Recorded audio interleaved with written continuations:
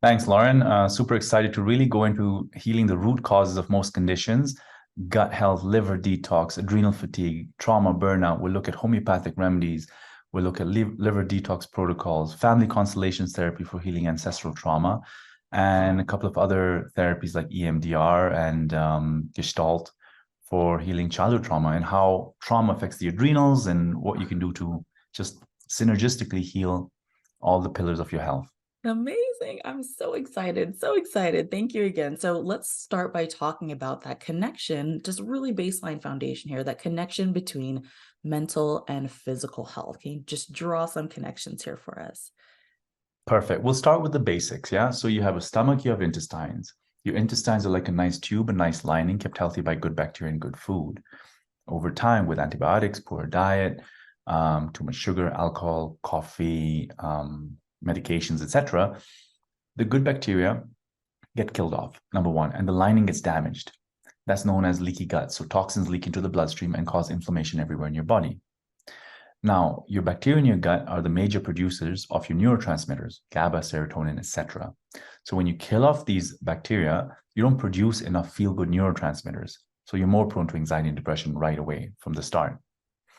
And then when these toxins leak into your bloodstream and cause inflammation, that inflammation is the leading cause for asthma, eczema, arthritis, weight gain as well, and other chronic diseases. And when there's a lot of inflammation, it also throws off your neurotransmitters, right? And the inflammation also stresses all your cells to produce more cortisol. Cortisol is needed to manage inflammation. And so when we go into a cortisol excess, that also suppresses serotonin, dopamine, melatonin, and GABA. Yeah. Now, all this inflammation then goes to the liver. The liver becomes inflamed. One, the inflammation causes more toxins in your body, which also stresses your liver. Okay. And basically interferes with all your other organ functions. All right. And your liver is already inundated with too much alcohol, pesticides, environmental toxins, stress as well. Stress, actually, we'll talk about how stress affects the liver. So your liver becomes stagnant, right? And when your liver is stagnant, you see your liver is the master organ in Chinese medicine. So basically it produces bile for detoxification and digestion. So if your liver is stagnant, you produce less bile. When you produce less bile, you'll have more gas, bloating, constipation, indigestion, one. Number two, bile is important to keep your good bacteria healthy and kill off the bad bacteria. So if you don't have enough bile flow, then you'll have more bad bacteria growing in your body, okay, rather than the good bacteria. And a lot of people with gas, bloating, heartburn, constipation, they'll make a mistake of taking antacids or laxatives rather than treating the root cause, which is often liver stagnation. The liver is also the master controller of hormones, right? So when the liver becomes stagnant, we go into hormonal imbalance. Usually what I see is a progesterone deficiency, estrogen excess, right? And progesterone is super important, much needed for GABA, the anti-anxiety neurotransmitter, to work well in the brain. And so when progesterone drops, GABA doesn't work so well in the brain. So people are more prone to anxiety, insomnia, crying, just mood swings. And that's why women, when they have a hormonal imbalance, right, typically they'll have PMS symptoms, which includes, maybe breast tenderness, cramping, clotting, but they also get the gas, the bloating, and the mood swings, right? The anxiety, the weepiness, the sleepless nights, right? And that also can be contributing towards endometriosis and cysts, anything to do with hormones. Yeah. So hormones is not only about ovaries and testes, it also includes the liver, very important. And as you can see, because the liver is affected by inflammation in your gut, so hormones are affected by inflammation, gut connecting to the liver, and therefore hormonal balance. Okay. Now, back to cortisol. All this inflammation and toxicity throws off your cortisol levels, right?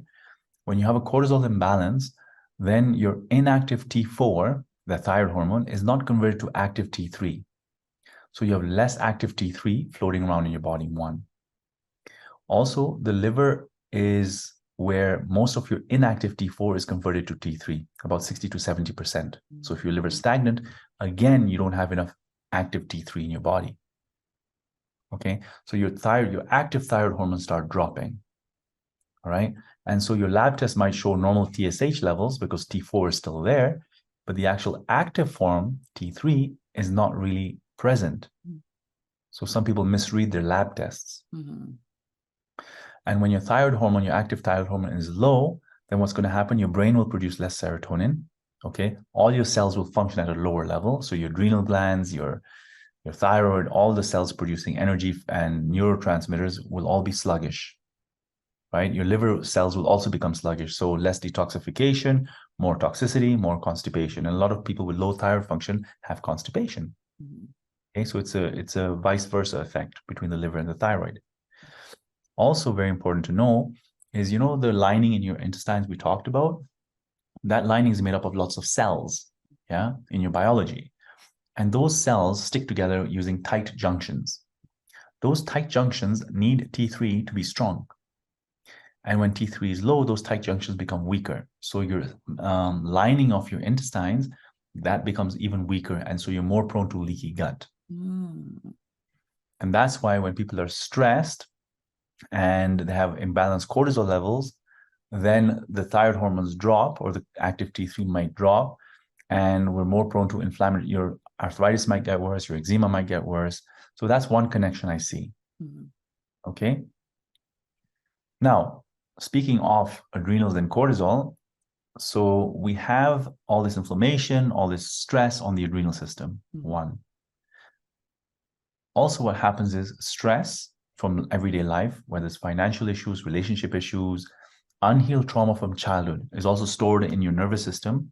Mm-hmm. And that unhealed trauma, we're going to talk about how to heal trauma using homeopathy and EMDR and all these psychotherapies. All these unhealed traumas also keep your body into a fight, flight, or freeze mode. Mm-hmm. And that stresses your adrenal glands all the time since childhood. And then you're faced with a new stress in adulthood. Mm-hmm. That new stress triggers old childhood traumas as well. So you get a hyper-responsive nervous system, hyper-responsive adrenal system. So over time, all that responding to stress and unhealed trauma burns out your adrenal glands. So you go into adrenal fatigue. Mm-hmm. When you go into adrenal fatigue, then your adrenal glands, of course, produce cortisol, adrenaline, and other neurotransmitters, and hormones, while they're contributing towards hormone production. So what happens is in adrenal fatigue, you get an imbalance again, right, of cortisol and hormones, which we've seen cause an imbalance of neurotransmitters, serotonin, dopamine, melatonin, GABA, etc., and therefore leading to more anxiety and depression. So you can see how unhealed trauma, as well as stress, as well as inflammation, as well as liver toxicity, right, affects your mind, yeah, as well as your body and chronic diseases. So we have to heal the pillars of health, which I teach in my online course, how to heal the gut, liver, adrenal system, and emotional trauma all together. Wow. Oh my goodness. This is so good already. I love that breakdown, because I help women all of the time. And one of the big things is helping them get over that hurdle of understanding the connection between the breakdown or imbalances in the body with how they're feeling mentally and emotionally. A lot of people don't make those connections. And there's a lot of faith that kind of has to go into that part of the journey when we don't realize these different physiological components or connections in the body as well too. So thank you so much for just that really high level breakdown of what we're actually experiencing and drawing the connections between certain imbalances and what we're experiencing on a regular basis or a day-to-day basis. So now let's dive into the conversation of trauma. Let's go and have you kind of explain those sort of implications as well a little bit more deeply. So trauma happens to all of us, right? It's our response to an overwhelming or surprising experience in our life, whether it's during childhood or adulthood, okay? It could be mom fighting with dad, abandoning you, being abused physically, emotionally, sexually, moving too much, like moving too many houses or homes or countries. All these things affect our nervous system and we get dysregulated, being bullied at school, losing a girlfriend, boyfriend, whatever it may be. Right. And what happens is our body goes into a fight or flight or freeze response. Right. And that changes our breathing. It affects your vagus nerve, this big, beautiful nerve that affects your gut, your liver, your heart rate, and your breathing. And even what we've discovered is when the vagus nerve is affected or dysregulated and your entire nervous system, it produces different kind of cytokines in your gut. So it affects your gut microbiome, right? So you can see a stressed vagus nerve, and your whole nervous system will change your physiology immediately, right? And as we've seen, if we affect our microbiome and the way our liver detoxifies and produces bile, then we're going to contribute more towards inflammatory conditions and chronic disease and mental health issues. So this trauma doesn't just disappear, right? I use Gestalt therapy, homeopathy, which I cover a lot of remedies in the online course, and we'll talk about a few to release trauma. I use EMDR, somatic experiencing, and family constellations therapy as well to release ancestral trauma. So ancestral trauma is something we're carrying from our parents, from our ancestors, who have experienced maybe abandonment issues, abortions, miscarriages, wars, crimes, murders, affairs, secrets. Yeah, all these things that happened in our system, in our family system, they actually are passed down through generations and contribute to mine and your well-being and emotional state. It's hard to believe, but I see it all the time, and it's one of my major practices in clinic and at the retreats I run. So we run retreats in Africa and Europe and different parts of the world where people come and heal emotional trauma, and we do safaris with elephants and lions and things like that. And I often use family constellations because that is the root cause of somebody's imbalance, right?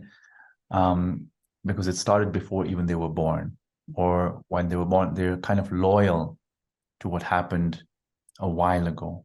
Wow, that's huge. Say that again. They're loyal to what happened. Wow, that's wild. Yes. So I want to go deeply into these different therapies that you use. So if you could explain for us, what is Gestalt therapy, EMDR, family constellations, just give us a breakdown of what each of those are and how you use them to help people break free from and heal from past traumas. Gosh, okay, that's a big question. So Yeah. EMDR is an eye movement therapy that we use to release trauma. Yeah.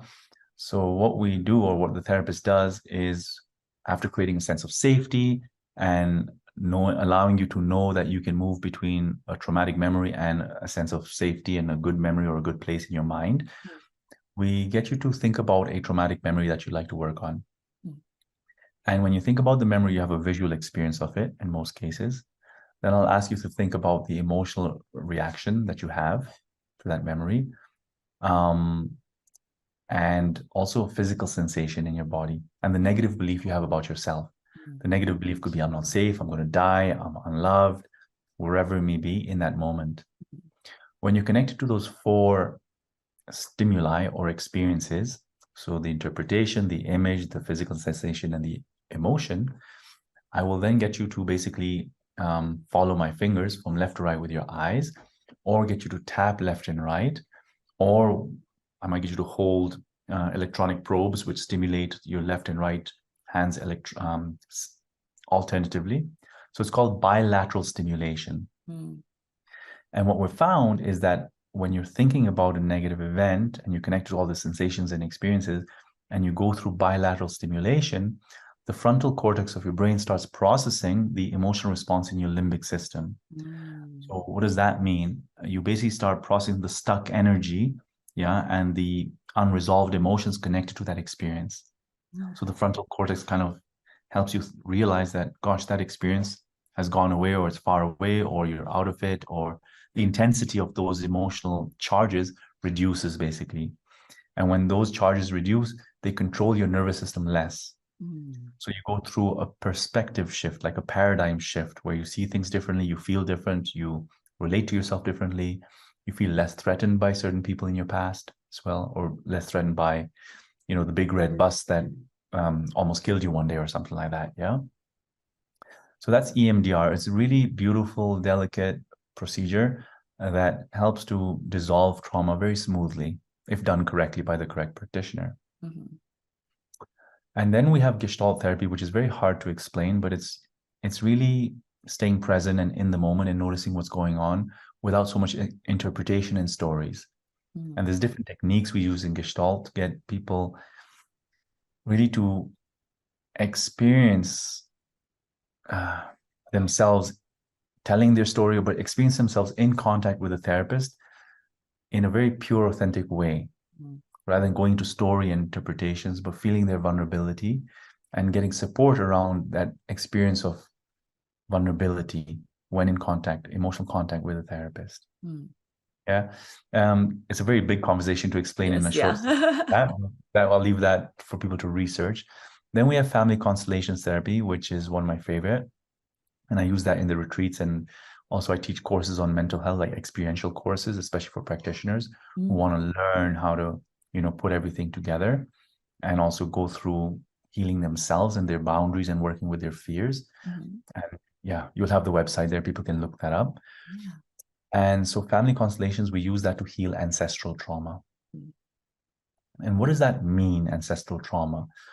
So family constellations was developed by Bert Hellinger. And he was a Jesuit priest who also studied with the Zulu people in South Africa. And by working with the Zulu people, he discovered that these tribes in Africa respect certain laws of nature, orders of love is what he called it. And he basically came up with a few. First order is to make sure that everyone in your system is included and recognized and acknowledged. Yeah, what does that mean? So if you have an aborted or miscarried child, people often don't speak about it. Yeah, if it's your child or if it's your parents' child. If it's your parents' child and you don't know about it and it's not acknowledged, you might think you're the first child in the family. But really, there's a soul before you. And your parents probably grieved for that soul. Or if they didn't grieve, unknowingly, subconsciously, their body grieved. You as the second child, first of all, will come into the family system and you'll pick up on that unresolved grief.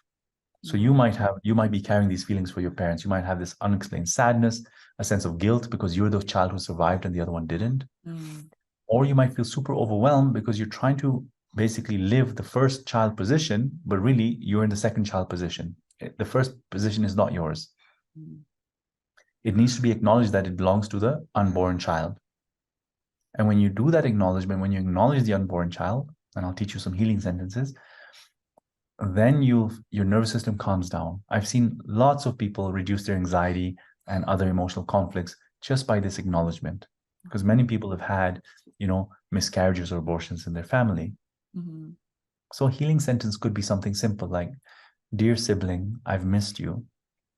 I feel guilty that I lived and you didn't." Right? Or it could be like, "Please, mom and dad, dear mom and dad, I see this child before me. I am your second child.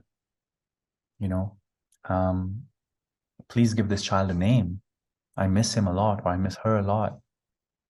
And I want to be the second one after this child. Please bless me if I take the second position."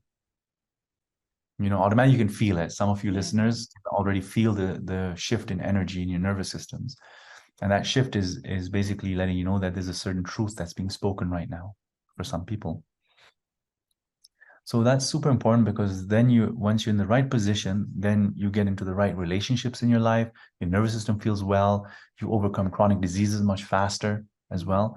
Because remember, family entanglements, like we call them, interfere with your immunity, your biology, your physiology, your metabolism, and your basic mental freedom. Yeah. And if something's interfering with these pillars of your health, then it's going to contribute to chronic disease or not let you get better faster. Or in a healthy way. The other order of love Bert Hellinger talks about is the order of hierarchy. So often in families, let's say there's abuse or, one parent is suffering, the child will automatically protect the weaker parent or try and take over the pain of the suffering parent. And when we do that, we kind of make the parent our child. We take care of them as a child and we kind of supersede our position in relation to the parent. Yeah. So we become like a sense of responsible for the parent's suffering. That responsibility prevents us from living our life fully as an authentic child of that parent. What does that mean? That sounds a bit weird. Basically, it interferes with our ability to thrive because our nervous system, our emotions, our soul is so busy protecting this unloved or suffering parent. So that blocks us from relationships. Right? It blocks us from basically having healthy energy in our metabolism. It can contribute to depression because we're loyal to that parent's depression. We often feel guilty that, gosh, because mom's suffering, I dare not be happier than her. Mm. I dare not leave her alone and live my own life because that would be a betrayal to my mom. Mm. And that's a very common entanglement we see all the time. It's natural. Mm. I'm not saying it's wrong, it's just natural. Mm. And there's healing sentences we can do to disentangle and still have a healthy experience between me, you, and our parents. Mm. One of the healing sentences we can use is, dear mom, I've shared this pain with you and I love you very much. And out of guilt for your feelings, I've rejected dad. I've rejected dad who, you didn't love, or that anger belongs to you. Will you forgive me if I also take in dad into my heart? Will I forgive you if I leave some of your suffering with you? I have my own suffering. Yeah. I need to see what is yours and what belongs to me truly.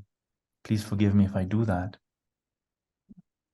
Yeah. And some of you can also feel that. Of course, these healing sentences are not exactly that way. They depend on the person in front of me. Right. Yeah. So I feel things energetically, whether it's at the retreats or online. The sentences become more clear depending on the unique situation of a parent, of a person, of a client. Wow. Yeah. And Yeah. so there's different entanglements we look at, even the balance of giving and receiving. Partners need to give equally. If one is receiving too much, then the other one might feel resentful, or even the receiving person can feel resentful for not being able to give back. Mm. And that creates imbalances as well. So there's many healing sentences we can use for different kinds of entanglements. Mm. And of course, acknowledging whether it's secrets or, excluded lovers of your parents, ex-lovers, or existing lovers as well. That's often a common case I see. That can contribute to even miscarriages and infertility cases. Mm. I see that often, right? Wow. And so for infertility, I'll combine homeopathy, which we'll talk about shortly, as well as family constellations and trauma release to really help the fertility of a person improve. Wow. Oh my goodness. This is so good and so fascinating. I could sit here and ask you questions just about this for the rest of the interview, but I know I wanted to give a lot more to listeners too. So let's dive into, we just explained an overview of each of the main therapies that you use, but I missed asking you about homeopathic. So talk to us a little bit about what homeopathy is. Save the best for last. Yeah. Yeah. So if I go too fast, there's videos in my online course that cover all the homeopathic remedies for liver detox, trauma healing, anxiety, and depression. So I'll zip through a few of them right now. Thank you. First of all, homeopathy, created by Dr. Samuel Hahnemann, is a form of medicine that is basically made from substances out there in the world, whether it's from plants, minerals, or animal secretions. Yeah. And these substances are taken and diluted multiple times. So many times such that the final mixture might not even have any molecules of the original substance. Yeah, we surpass what we call Avogadro's number. It's a scientific term for counting the molecules in a substance or something like that. Anyways, what happens is then this beautiful homeopathic remedy works energetically rather than chemically, right? In a vibrational level. And you and I, everyone out there in matter, we're basically condensed frequency, right? And so frequency affects us, right? When you're shocked and traumatized, your adrenal system responds, right? Vibration affects matter. And therefore, when we basically use homeopathy to heal an imbalance of frequency, right? Then when we balance that balanced frequency, whether it's from outside or within us, our own energetic frequency gets balanced. That balanced frequency then permeates into matter, into our cellular tissue, and heals that from a very deep level from the inside. And that's why homeopathy is so powerful, because it really goes to the root cause, our essence. Yeah. Whereas certain herbs and supplements might try and force your physiology in a certain direction, which is also great, right?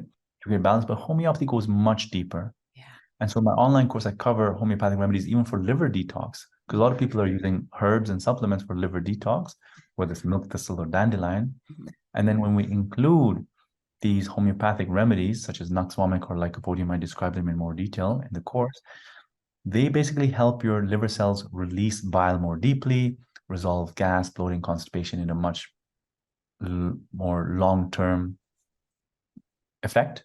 If that's correct English, I don't even know. But basically, much more long-term. You get much more long-term benefits using homeopathy. Yeah, because it shifts the vibration and the metabolism of your cells at a deep level. Yes. And so that's the importance of homeopathy. And then I also use homeopathy for trauma. And that's why homeopathy is super important. Because when you're traumatized, or if you're in a disease state, your frequency changes, right? Disease is basically an altered frequency state of your living being. And if you go through an emotional response, that adjustment to that, shock, you're operating at a different frequency.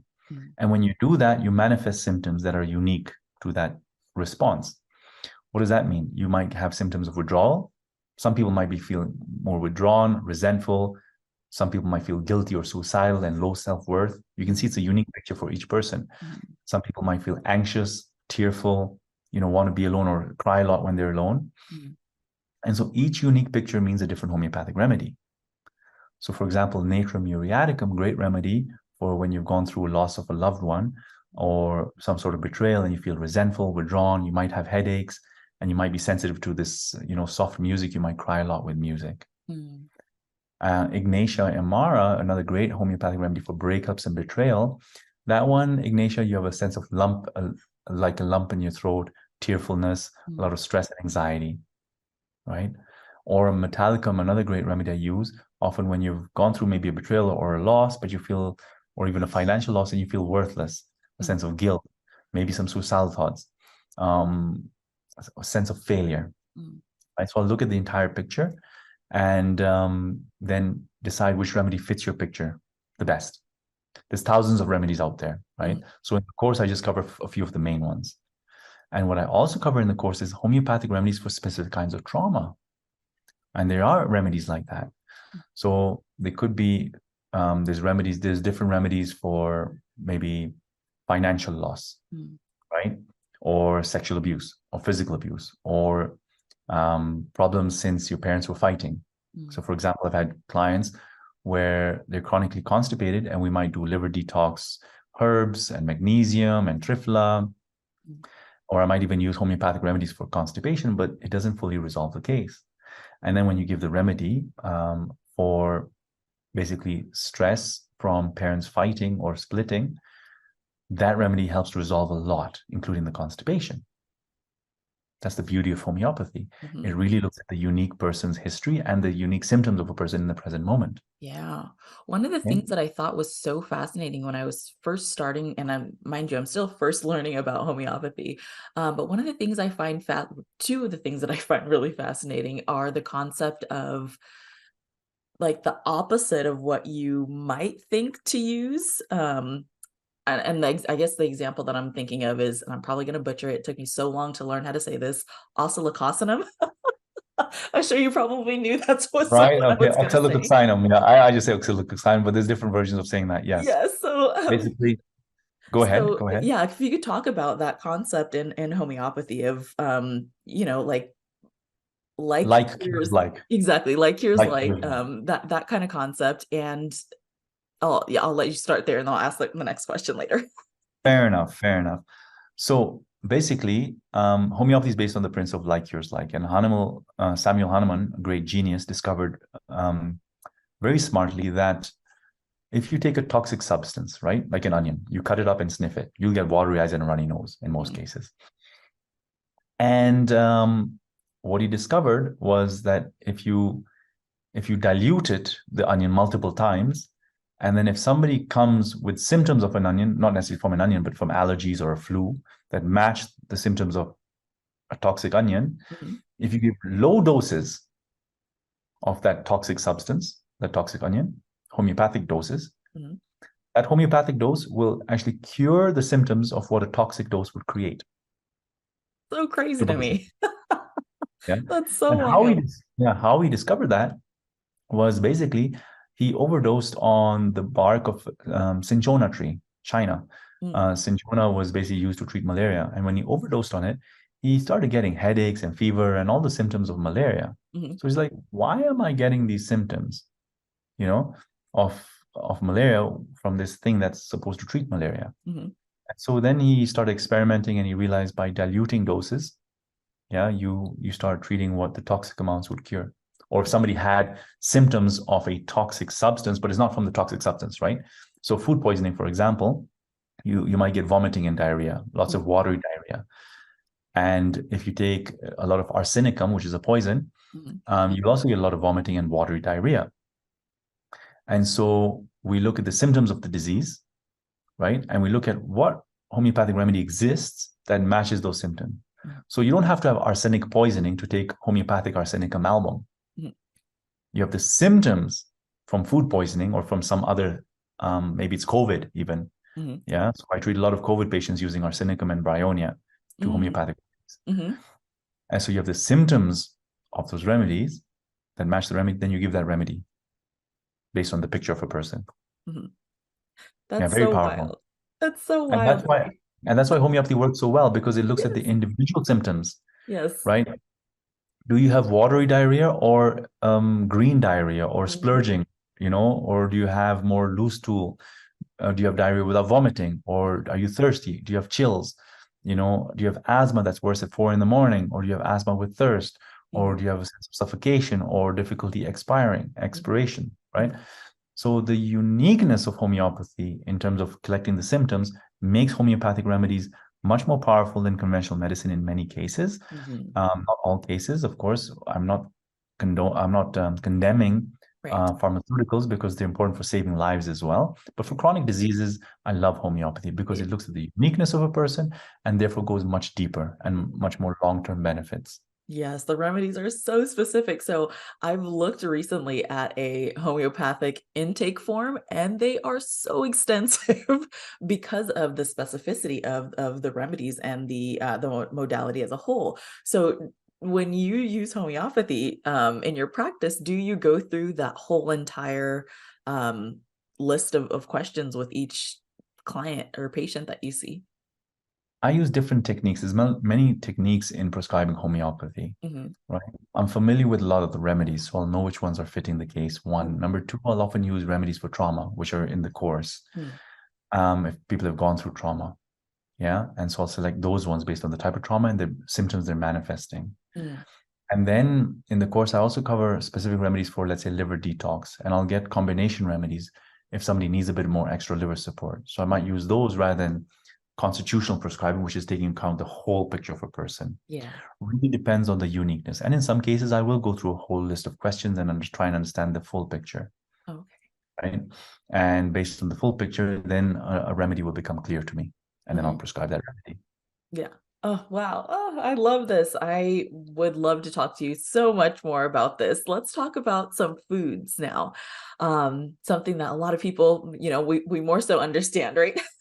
It's more accessible. So let's talk about what are some of the foods that are really important for helping to support the system as a whole, support the liver, the adrenals, ones that we're talking about a lot here. Okay. So my approach and the course covers healing the pillars of health, which is the gut, the liver, and the adrenal system. And so the key thing is, first of all, to remove inflammatory foods that are causing damage in your intestines. So trying to avoid pesticides, big problem, glyphosates, right? And then some people are sensitive to gluten or dairy, too much alcohol, too much sugar. All these things are damaging. So that's the first thing, removing those foods. Then you want to have a lot of green vegetables, lots of antioxidants, right? Problem with berries, most of the berries are high in pesticides. So you want to find organic berries. And then what we want to do is, of course, a high fiber diet as well, and to bind the toxins and just produce enough basically fiber for the good bacteria to feed off. And then we want to have bitter foods for our liver. Bitter foods stimulate bile flow. That might be dandelion root or rockhead, and I cover some of the other foods in the course. Then what we want to do is also cruciferous vegetables, whether it's broccoli, cabbage, Brussels sprouts. Those are also great for phase 2 detoxification in the liver. Antioxidants are also very important because the liver is detoxifying a lot of toxins, basically. And basically that detoxification process exposes the liver to a lot of free radical damage or oxidative damage. And so we need our antioxidants, right? Vitamin A, vitamin C, vitamin E, etc. Selenium, glutathione are very important. And so that's the basics of that. And then remember, the adrenal glands need nourishment as well. So I cover a lot of adaptogenic herbs, might be rhodiola or ashwagandha, which we were talking about before. But even vitamin C and zinc can be helpful, right? Because they're nourishing for the adrenal system. And then avoiding coffee and stimulants, which burn out the adrenal system without nourishing it. And if you have a high carb diet as well, you're going to go through a lot of insulin spikes and insulin drops, etc. That also stresses your adrenal glands and ruins your gut and your liver as well, right? And contributes to fatty liver disease. So having a clean diet, mostly greens, I would say 50% greens, maybe 30% protein, and maybe 10 to 20% carbs. But if you're doing keto, then you're avoiding the carbs. But generally, you want to have a lot of greens and foods that are less inflammatory. So in the course, I have a whole list of typically inflammatory foods and alternatives as well, which people can get. So that's really having a healthy diet. And of course, I'll include some nutritional supplements because foods are often depleted in nutrients. With our soils nowadays, the amount of nutrients we're getting, one, is low. Number two, our stress levels are very high. And also our toxic levels are very high. So we have higher need for specific nutrients. And that's why supplementation, I find, is super important, because we're not living off herbs anymore. Yeah. We're living off packet food or pesticides or breathing in fumes from cars, from pollution. So our need for antioxidants, for liver detox and gut healing protocols is much higher than before. Yeah. Do you have like a baseline? Mind you, I realize everyone's completely different, but do you have like a baseline few supplements that you tend to recommend regularly? Depends on the person. Yeah. Really depends on the person and their individual. We'll do a gut healing protocol, probiotics, vitamin D, for example. Then a liver detox protocol might include milk thistle, but then there's other remedies that I don't want to give away all of them because they're in the course. Yes. And of course, adrenal herbs, it depends on your unique situation. Some herbs are contraindicated if you have cancer, for example, because they promote estrogen. Some adrenal herbs are great because they boost your immunity, and some of them are anti-cancerous as well, right? So I love rhodiola, for example, great. But some people are overstimulated by rhodiola or get very anxious. And the mistake a lot of practitioners make is when somebody's very toxic and inflamed, they give adaptogens, which I don't find very helpful. We need to heal the gut and detoxify the liver first. Otherwise, I find the adaptogens might basically increase the heat, too much heat or aggravation in the body system. Depends, of course, on the unique person, because if they're severely burnt out and they can't function, then of course an adaptogen is needed. But make sure you got a clean gut and a healthy liver as well. Yes. Amazing. Okay, so since we're in this conversation and talking about the liver and the importance of the liver, it's just a little segue here, but I had a mentor back in the day who used to say, "I love you with my whole liver." It's like, I don't say I love you with my whole heart because the liver does so much more. So funny. But let's talk a little bit more about super common liver health support modality, if you will, here, castor oil packs. Can you talk to us a little bit about castor oil packs, what they are, why they work, something that you use or not? Yeah, I have used castor oil packs in the past. Warning here, don't use castor oil packs when you're menstruating or pregnant or over broken skin. Okay. And so castor oil packs are often used by naturopathic doctors, where we basically rub castor oil over our liver, which is basically underneath your right rib cage or underneath your right breast area. And then typically some people put like a white flannel cloth and then hot water bottle on top. And the heat will drive the castor oil into the lymphatics. And the castor oil basically helps drain the liver and helps the lymphatics of the liver move better. So it improves detoxification. Yeah. And that improves also bile flow. And when that happens, then chronic constipation issues, hormonal imbalances, all of these things start getting better. Mm-hmm. Because remember, the liver is the root cause. Liver stagnation basically is the root cause of most chronic health issues. Mm-hmm. So whichever way you can support your liver, and of course reducing inflammation, then you improve your health maybe 70 times more. Mm-hmm. So I want to talk to you a little bit more about, I heard you mention non-alcoholic fatty liver disease, and that has been a very common kind of concern or condition that I've had a lot of questions on.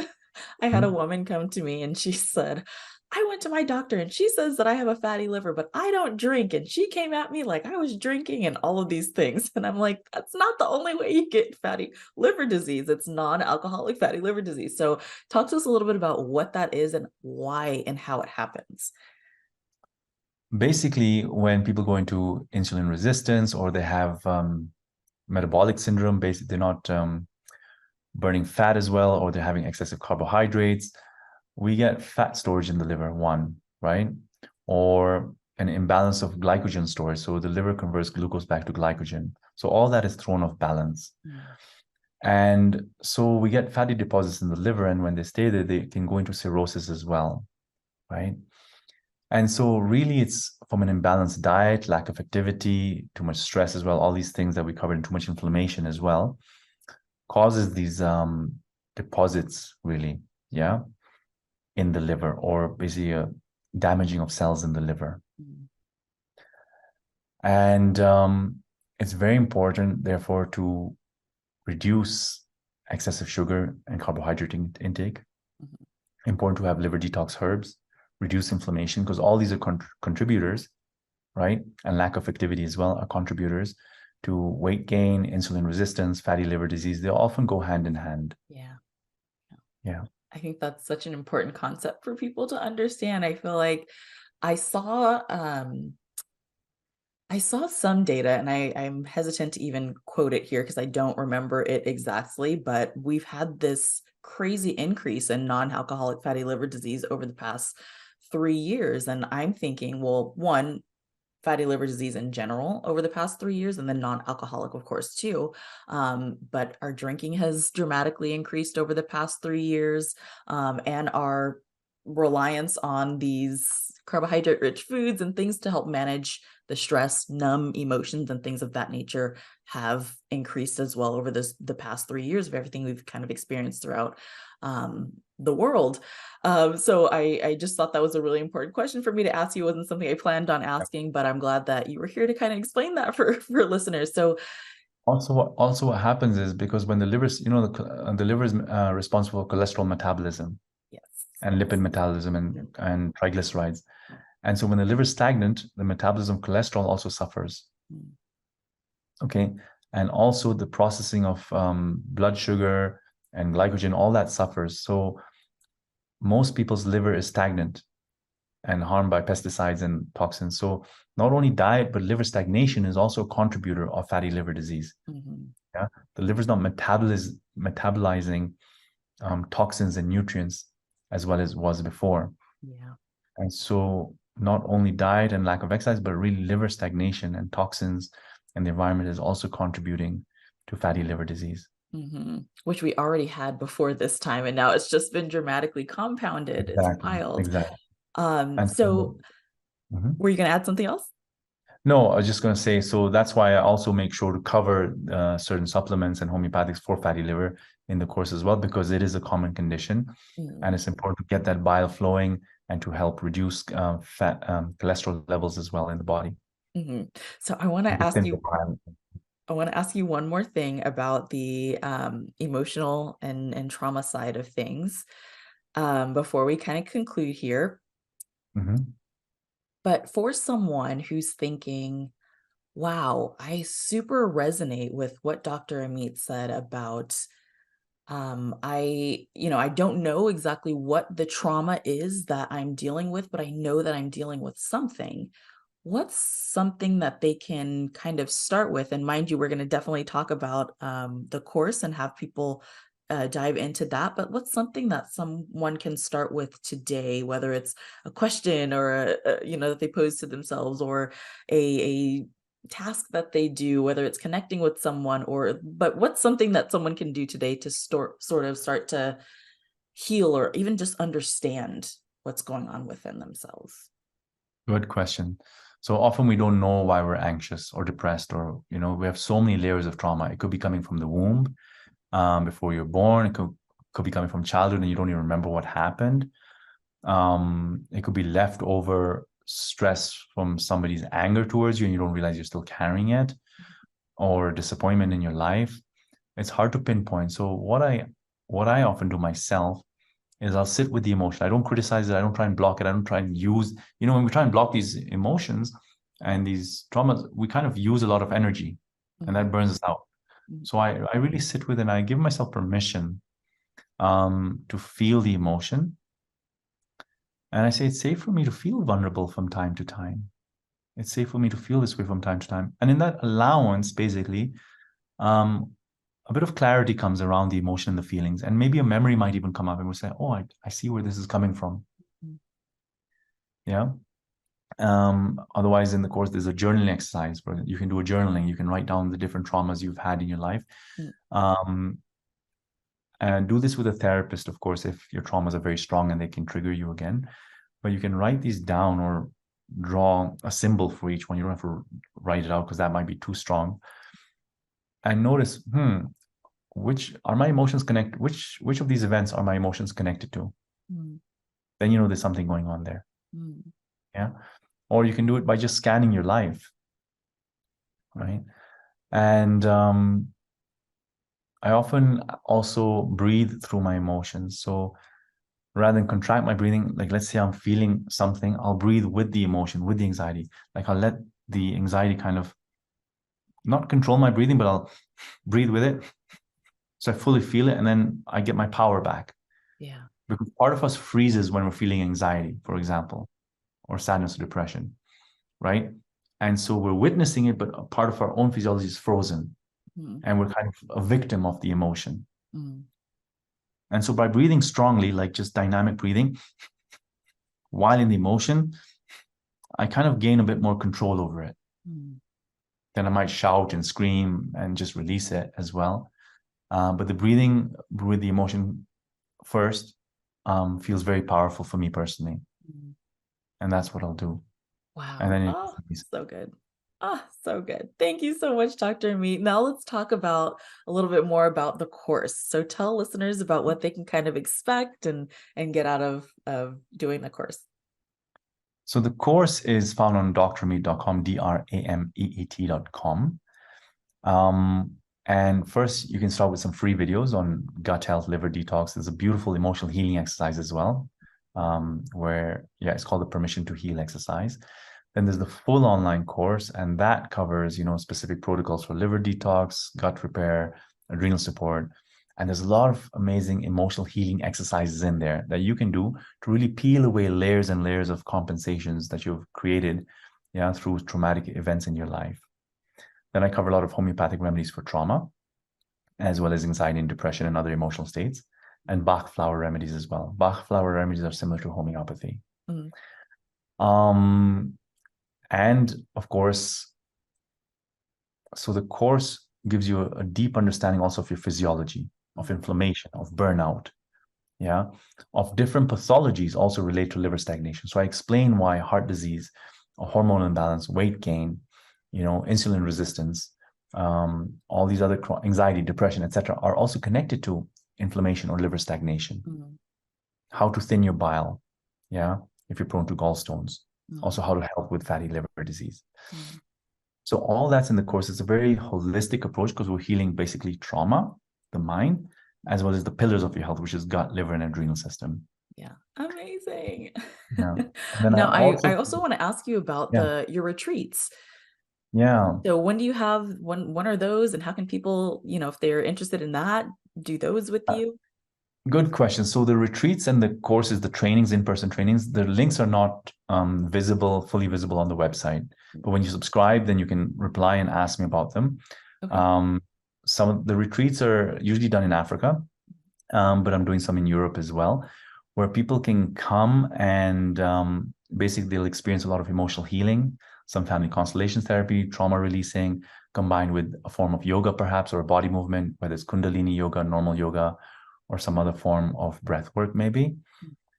And of course, we'll go through some of the healing protocols I use also. And then if it's in Africa, we'll combine it with safari. So you might go on safari or be at the beach, really enjoy yourself and really relax. And if there's a group of you interested, then you can just email me and invite me to any country you want. And if it's safe for me to be there, of course, and then I will do a retreat for your group or organization. I also do it for corporates, right? Corporate team building. I use it a lot of Gestalt therapy and family constellations or systemic work for corporates. The in-person trainings, the courses, that's one of my favorite things to do. And that's where I teach practitioners, students of naturopathic colleges, and even just the general public on how to really, understand liver, gut, adrenal connection, how to read the signs of a person. We do a very fun, beautiful, experiential exercise as well on understanding Bach flower remedies. So there'll be role playing, and you'll take each other's cases. I'll coach you on how to ask questions in the right way, because practitioners will often be fearful in the beginning, or they'll project their own stories or their mother's story or their mother's pain onto the client. So I'll help you peel away those layers of influences you've had in your family so that you're more present for your client. Yeah, that's in front of you. It's so beautiful. Yeah. We'll work with boundary work. We'll work with, your shadows or people you're fearful about. So those are done in usually Gestalt therapy experiential exercises. I'll introduce you to practice different trauma therapies, maybe a bit of EMDR, a bit of art therapy, a bit of somatic experiencing, depending on how long we're together for. So it's a very fully immersive learning exercise, really. Yeah. It's not theory, a lot of experiential exercise. So you transform yourself. Yeah. And in naturopathic medicine, we have the saying, physician, heal yourself, right? So that means, when you work on yourself, you become a better doctor. Yeah. And you become healthier. Amazing. I love it. That's so exciting. I'll have to talk to you a little bit more about that. We Yes, covered so that's much. really my passion. It's really my passion to teach. Yeah. So if anyone's really interested in me teaching, I really give it with love. Yes, amazing. Well, we covered so much in this conversation, Dr. Ameet, and I truly do thank you for that. But I'm going to ask you one more question. What's one thing, if someone could take away one thing from this episode, what's one thing they could take away to do today?